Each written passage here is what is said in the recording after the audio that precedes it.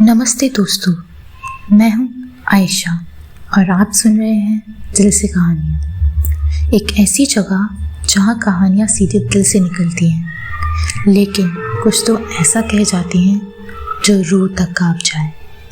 आज की कहानी एक ऐसी रहस्यमय कमरे की है जो हर रात फुसफुसाता है, और एक बार अगर उसकी बात सुन ली जाए तो ज़िंदगी कभी वैसी नहीं रहती। तो तैयार हो जाइए, क्योंकि ये है द विस्परिंग रूम, यानी फुसफुसाते कमरे की दास्तां। लाइट बंद कर दो और सुनो, बस सुनो। जब मैं कॉलेज के लिए शहर आई तो रहने के लिए एक पुराना किराए का मकान मिला। मकान मालिक एक बूढ़ा अजीब सा इंसान था, धीरे बोलता और आंखों में कुछ छुपा हुआ डर सा।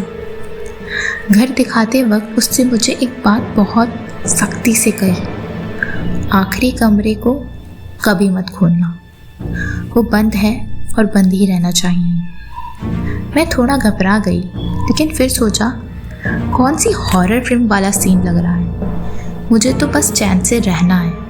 लेकिन मेरा चैन बस पहले दिन तक ही रहा।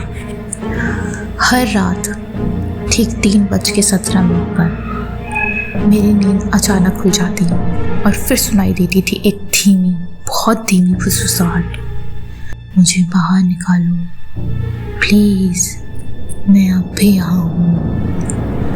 मैंने पहले उसे नज़रअंदाज किया, कभी तकिया कानों पर दबा लिया तो कभी मोबाइल में म्यूज़िक बजा दिया, लेकिन फुसफुसाहटें धीरे धीरे ज़्यादा साफ और तेज होती गईं।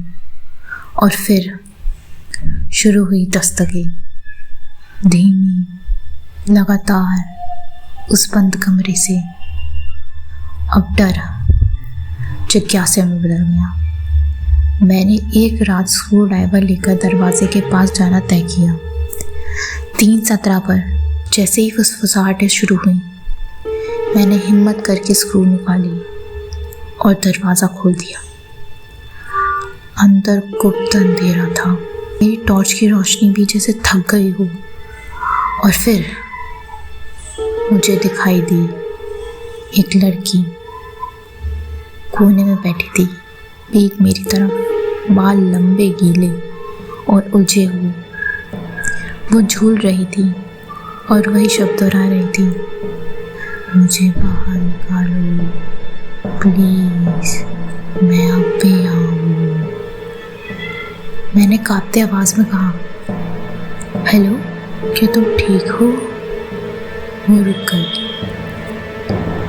धीरे से उसने सिर घुमाया और तब मैंने देखा उसकी एक आँख पूरी तरह सफ़ेद थी, जैसे जान ही नहीं बची हो उसमें।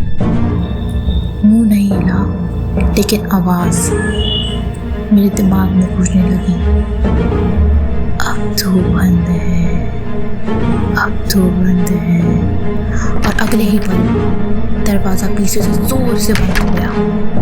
अंधेरा, सन्नाटा, और अब मैं उसी जगह।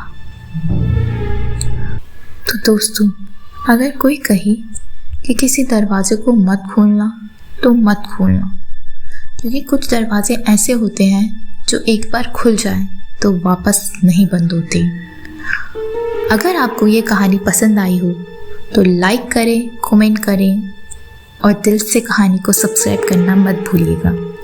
मैं हूँ आयशा, मिलूंगी आपसे अगली डरावनी कहानी में। तब तक के लिए अपनी खिड़कियाँ बंद रखना और उस आवाज़ को नज़रअंदाज मत करना।